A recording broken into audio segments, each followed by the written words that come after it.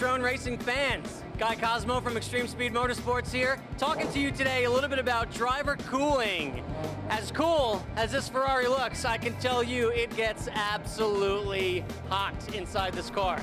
So one of the big things we try to work on within our program is to work on driver cooling, because we fry in these race cars. It's kind of like you're cooking us. If you were to take a frozen hamburger patty and tape it right next to the seat, you would find that bad boy would be well done by the end of the race. I'm a scrawny, skinny little guy, so when I get hot, it goes right to the bone, if you know what I'm saying. Get toasted.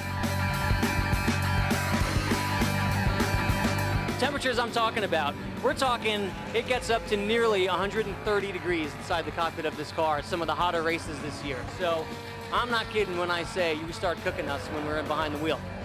First thing we do is we've got some ventilation systems in the car. And we do actually have an air conditioning unit. It's a regular AC compressor out of a street car. So you can imagine to cool off a 130 degree cockpit when it's 102 degrees outside ambient, that AC unit really isn't going to do me a whole lot of good. However, we've got some tubes here, AC unit in the dash up front. We've got some vents that are blowing directly on the driver to blow some cooler air in there.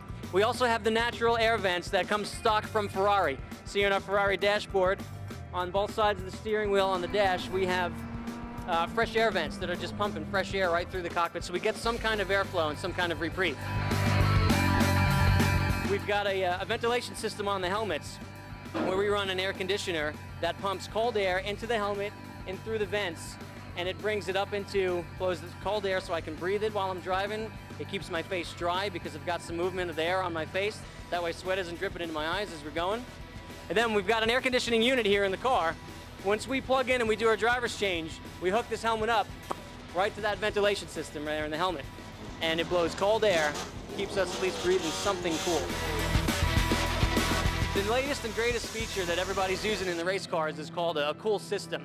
And essentially what it is, we put an ice chest in the passenger side of the car, we fill it with water, big chunk of block ice, and there's a pump in there, and we wear this shirt made by many various manufacturers, but basically it's just a cotton or Nomex t-shirt. It's got tubes that circulate ice water through the system, and it's designed to keep the core body temperature of the drivers down. So we wear this shirt underneath our suits. When we hop into the car, we plug the shirt into the system and we turn it on, and it runs automatically, and it pumps ice water, so it keeps our core temperature down a little bit.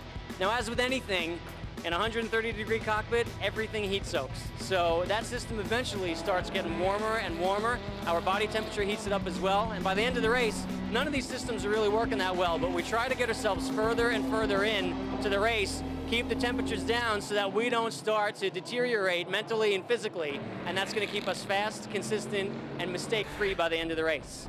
Keep your cockpit cool.